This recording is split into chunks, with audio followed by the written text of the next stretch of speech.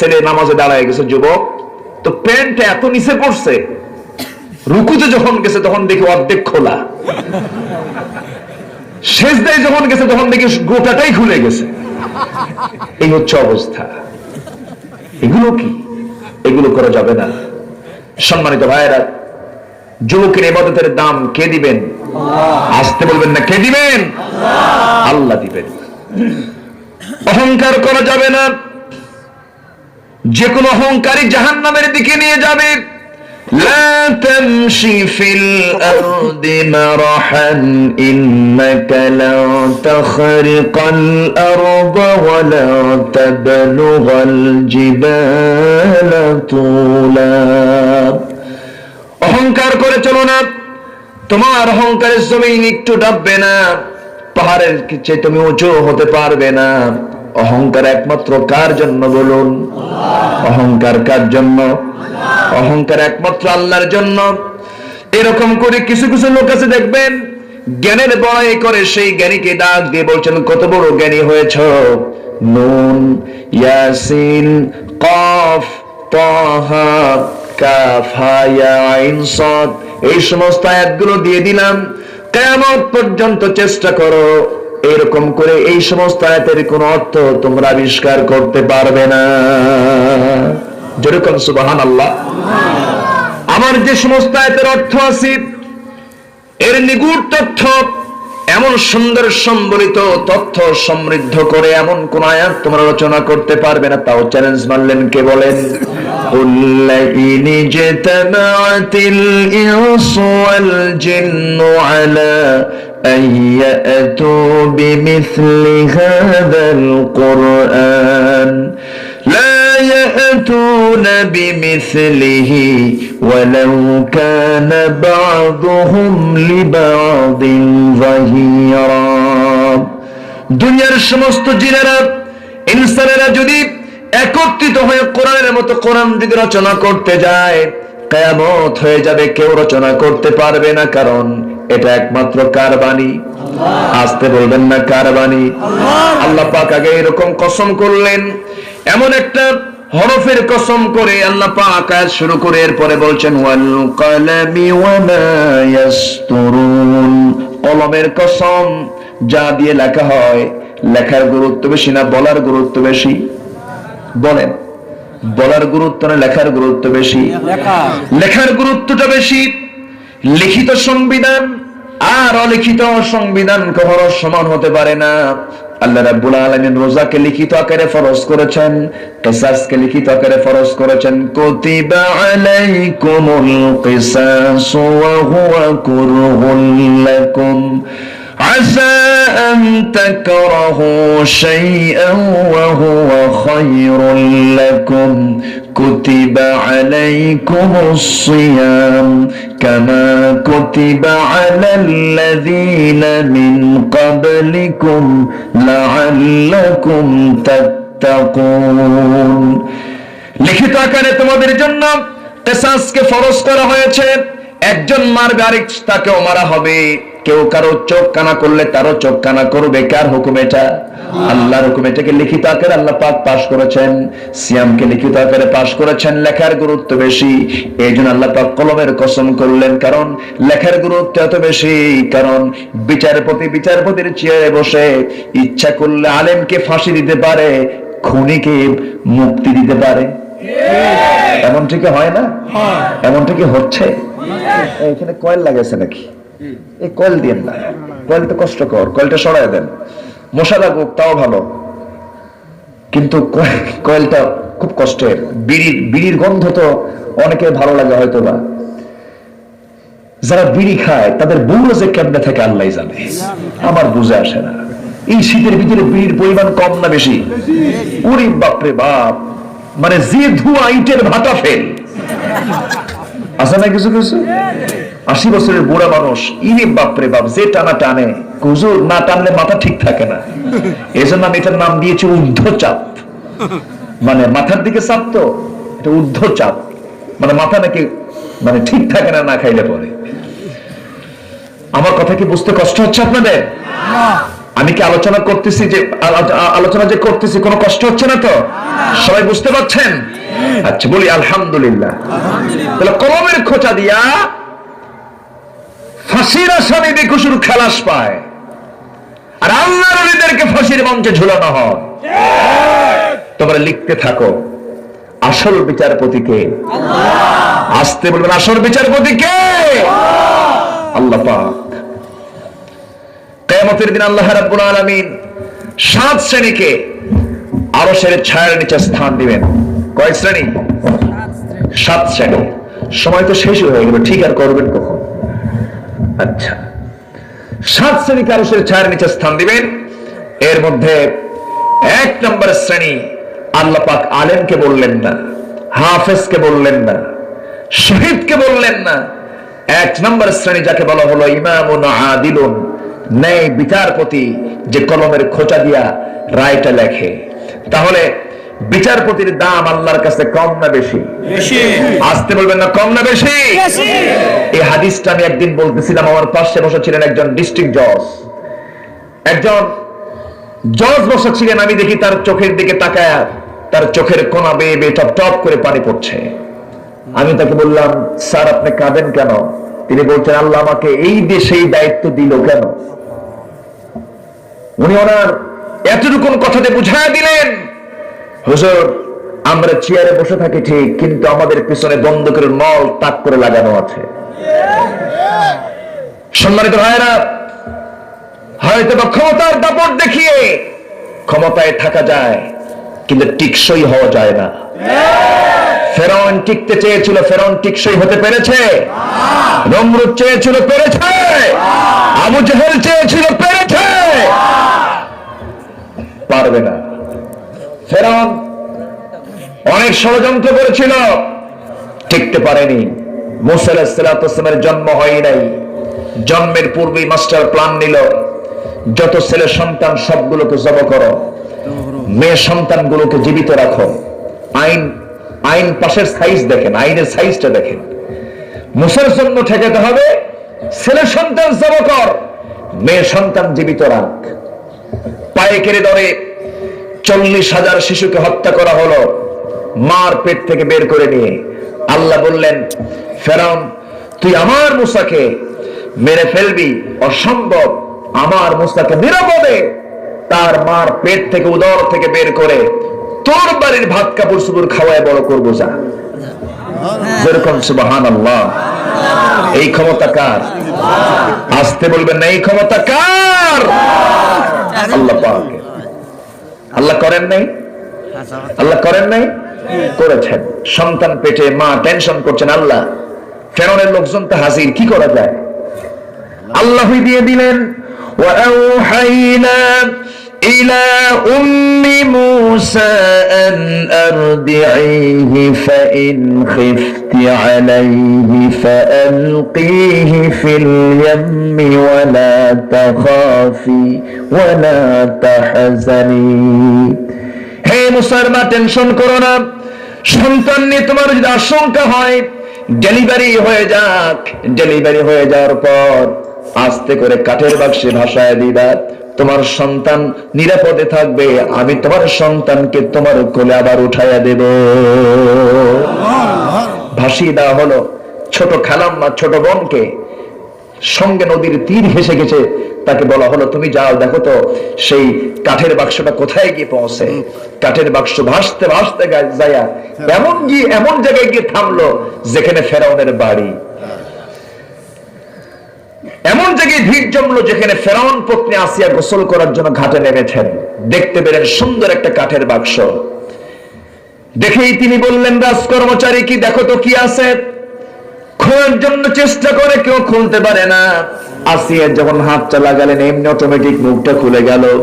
দেখতে পেলেন এমন সুন্দর ফুটফুটে বাচ্চা, যেন আকাশের চাঁদ তার সামনে ধরা পড়ে গেছে। সন্তানটা কোলের মধ্যে নিলেন, কোলের মধ্যে নিয়ে লম্বা নাক, যুগল ভ্রু, প্রশস্ত কপাল, ডাহুক ডাহুক চোখ, এমন সুন্দর চেহারার সন্তানকে দেখে আসিয়া মনে মনে চিন্তা করলেন, এমন সুন্দর ফুটফুটে বাচ্চা তো জীবনে দেখি নাই। আমার অনেকগুলো সন্তান, কিন্তু একটা সন্তান এই পর্যন্ত আমার নজরে পড়েনি। এমন সুন্দর চেহারার সন্তান তো পৃথিবীতে কোথাও নাই। মনে মনে চিন্তা করতে করতে এমন সিদ্ধান্ত নিয়ে ফেললেন, এই সন্তানকে দরবারে বড় করব, রাজপুত্রের মর্যাদা দিয়ে দেব। এই চিন্তা মাথায় নিয়ে কোলের মধ্যে করে নিয়ে ফেরাউন পত্নী আসিয়ার সামনের দিকে যখন চলে গেলেন, ইমরাতে ফেরাউন সামনের দিকে যেতেই দরজায় দাঁড়ানো ফেরাউন বলছে, আসিয়া তোমার কোলে এটাকে কুররাতা আইনিল লি ওয়ালাদ, আমার চক্ষু শীতল করে, আপনার চক্ষু শীতল করে সন্তান দেখেন, কলিজা ঠান্ডা হয়ে যাবে।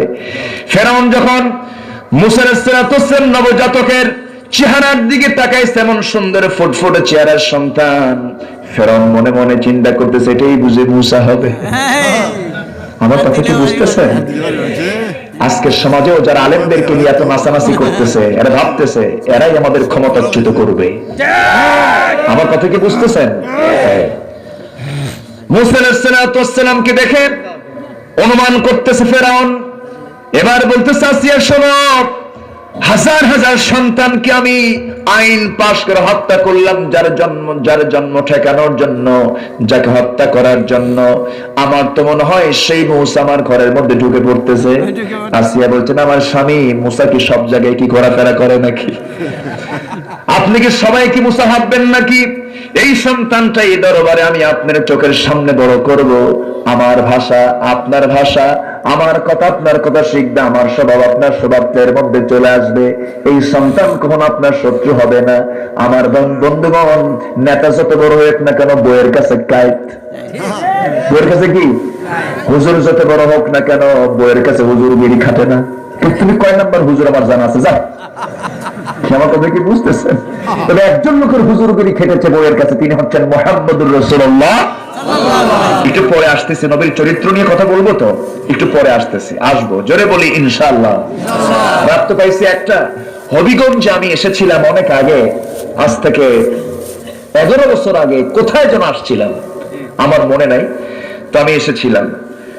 পাশে বড়দের প্রায় আসি, তো নবীগঞ্জে তার নবী টবি নাই, নবী তার পৃথিবীতে আসবে না। নবীগঞ্জ বুঝলে না? নবীগঞ্জ তো তো এখানে তো নবীগঞ্জ কোন নবী তো এখানে আসেন নাই। নবীগঞ্জ হচ্ছে মিশর, তাই না? নবীগঞ্জ কোথায়? মিশর। সেখানে নবীদের জন্মের হিরিক, সেখানে আল্লাহ পাক অনেক অনেক পয়গম্বর মিশরে পাঠিয়েছেন, ওটা নবীগঞ্জ। কিন্তু এটা তো নবীগঞ্জ না, নামের সঙ্গে তো আমরা কাজের মিলটা পাই না। তবে নবীর উত্তরসূরি, নবীদের উম্মত এখানে আছে না নাই? আসতে পারবেন? আছে না নাই? আছে। সম্মানিত ভাইয়েরা, ফেরাউন বলল, ঠিক আছে, তুমি যখন বললাম আমি রাজি হয়ে গেলাম। আল্লাহকে, ঠিক আছে, আমি আমার মুসাকে তোর ঘরের মধ্যে ঢুকাই দিলাম, যা। যেরকম সুবহানাল্লাহ। এবার আসিয়া বলছেন, আমার স্বামী, আমার একটা কথা প্রস্তাব আছে। কি? সন্তানকে দুধ খাওয়াবে কে? ধাত্রী প্রয়োজন। ধাত্রী এখন কে নির্ধারণ করবে? আসিয়াই প্রস্তাব করেন, আমার স্বামী আপনি আমার অত্যন্ত কাছে, একটু মেহেরবানি করে একটু দেশে ফরমান জারি করে দেন। গোটা দেশ থেকে ফরমান জারি করা হলো, অনেক মেয়ে আসলো দুধ খাওয়াতে, কারো দুধ মুখে নেন না। অপেক্ষার প্রহর গুনছেন, আমার মা কখন আমাকে দুধ খাওয়াবেন। যেরকম সুবহানাল্লাহ। এই 3 দিন চলে গেল, শত শত মহিলা দুধ পান করার চেষ্টা করলো, পারলো না। একজন মহিলা সে সংবাদ দিচ্ছে, আসিয়া যেন কোন মহিলার দুধ এই সন্তান মুখে নেবে না, তবে আমার জানা মতো একটা মহিলার সন্তান দিতে পারি, খুব আবেদা সালেহা পরেশগারিনী। ওই সন্তান, ওই মহিলাকে যদি নিয়ে আসা হয়, আমার মনে হয় এই সন্তানটা তাকে মা বানাবে, মা হিসেবে পছন্দ করবে। মানে তার মাকে ডেকে আনো। তার মাকে ডেকে আনা হলো। আপন মায়ের দুধ, আপন সন্তান চিনতে পারলো।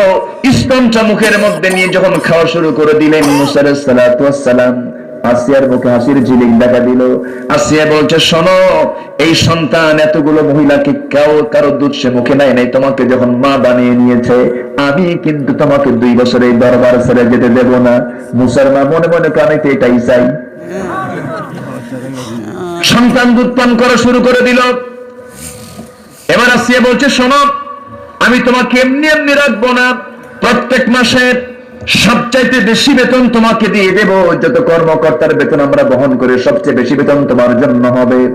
এবং তোমার জন্য এই দরবারের সবচেয়ে দামি ঘর, যে ঘরে দক্ষিণা হওয়া বয়, সেই ঘরটা তোমার জন্য বরাদ্দ হলো।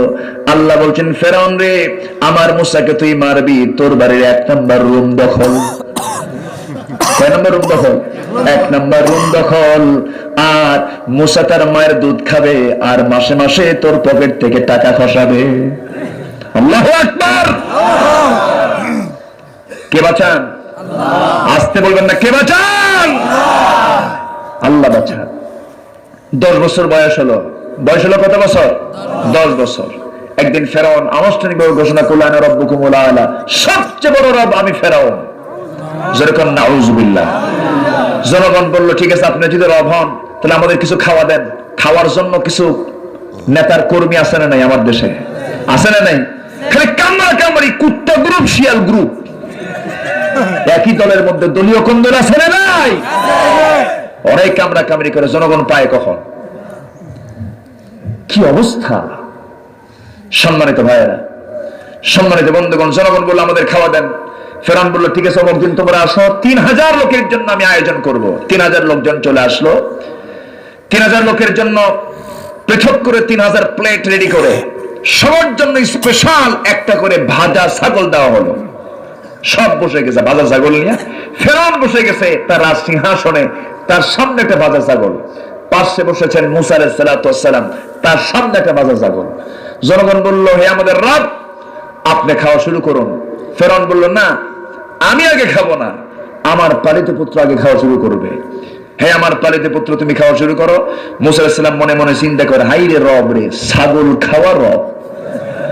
কি খাওয়ার রব?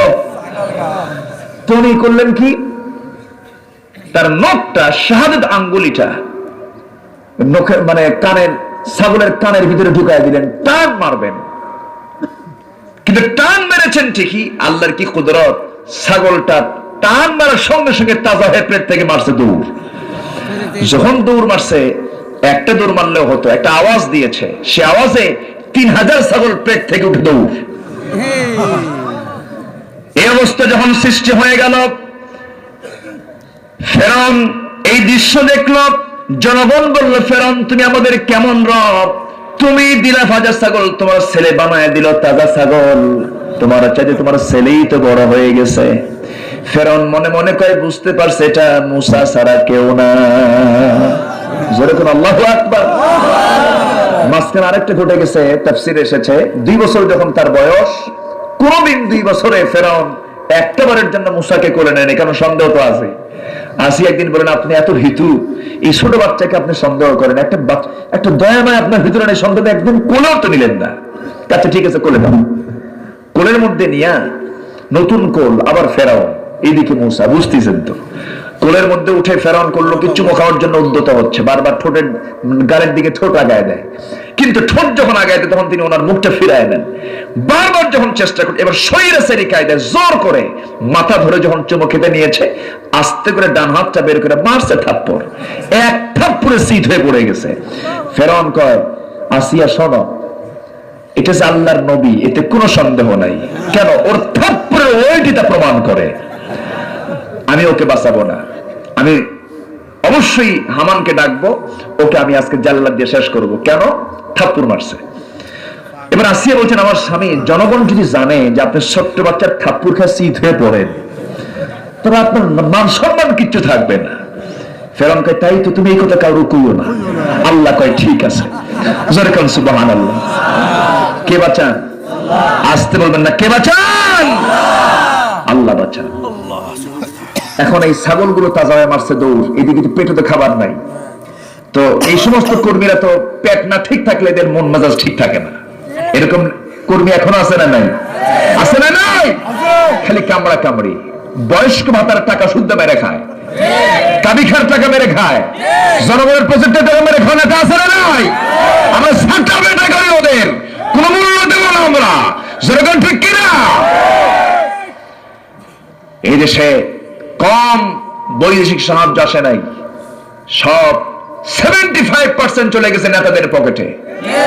এই জন্য এই দেশের স্বাধীনতার স্থপতি বঙ্গবন্ধু শেখ মুজিবুর রহমান বলেছিলেন, স্বাধীনতার পরে কিছু কিছু কথা বলেছিলেন, খুব আফসোস করে বলেছিলেন, সব চাটার দল চারটা চুট্টা খাইয়ে ফেলায় দেয়, আমার গরিব জনগণ পায় না। উনি বলেন নাই? উনি বলেছেন আমার ডানে চোর, বামে চোর, সামনে চোর, পিছনে চোর। উনি মারা গেছেন, কিন্তু সেই চোররা কিন্তু এখনো মরে নাই, এখনো বেঁচে আছে না নাই? তার বড় প্রমাণ, ব্যাংকের টাকাও হরিলুট।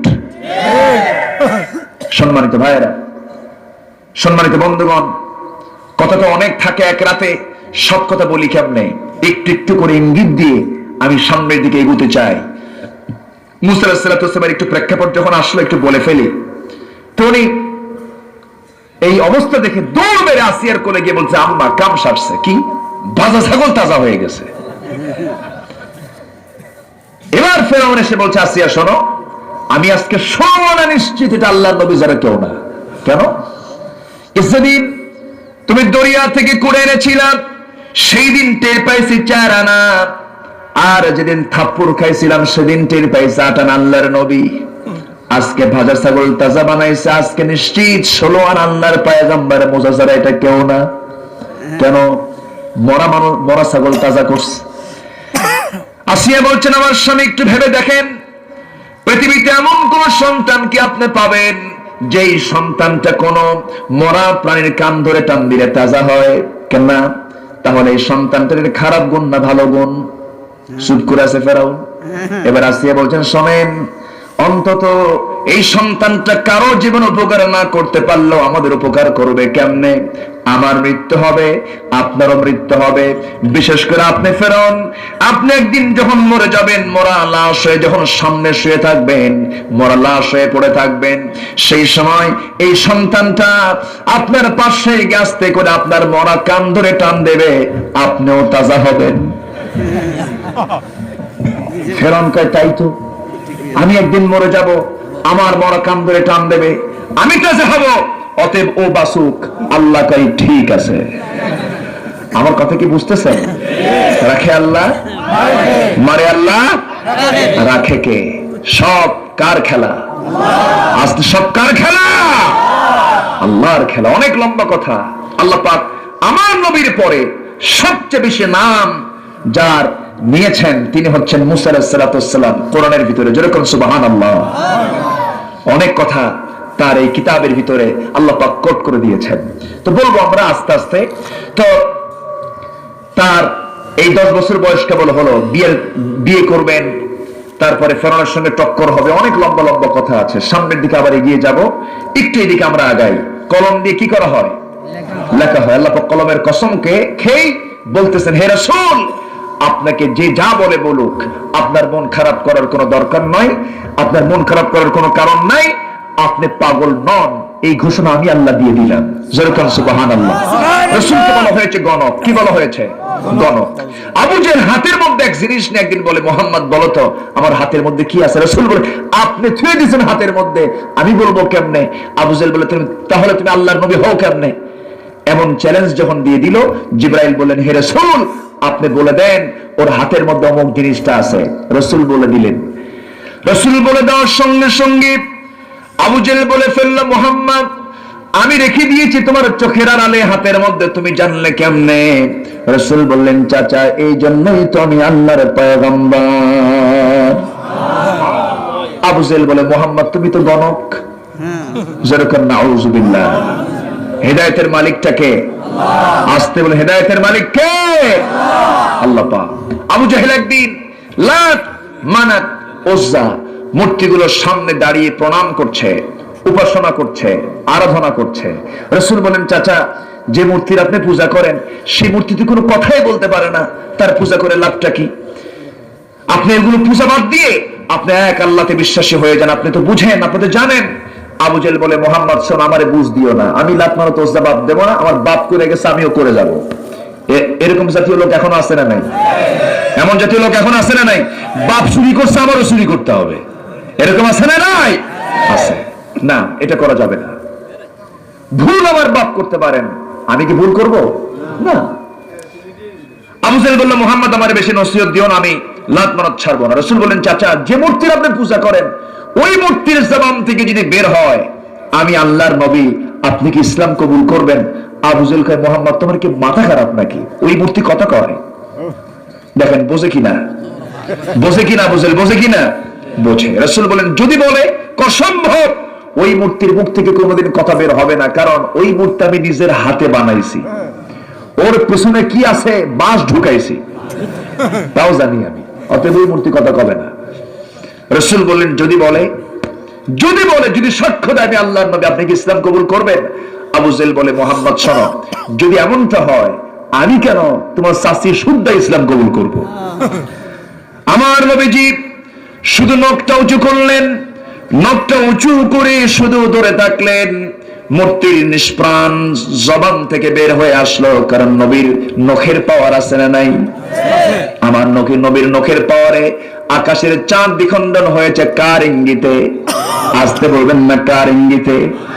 আমার নবীজি নখটা শুধু উঁচু করলেন, উঁচু করার সঙ্গে সঙ্গে নিষ্প্রাণ মূর্তির জবান থেকে বের হলো, আশহাদু আল্লা ইলাহা ইল্লাল্লাহু ওয়াহদাহু লা শারীকা লাহু ওয়া আশহাদু আন্না মুহাম্মাদান আবদুহু ওয়া রাসূলুহু। এই অবস্থা দেখি উপস্থিত কয়েকজন কুরাইশ বলে ফেলল, হে আবু জেহেল, এর চাইতে মহা সত্য আর কি হতে পারে?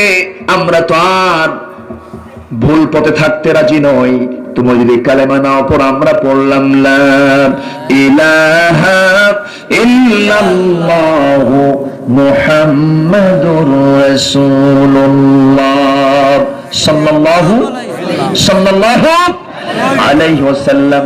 রাসূল বললেন, চাচা সত্য প্রকাশ হয়ে গেল, আপনি কালেমা পড়েন।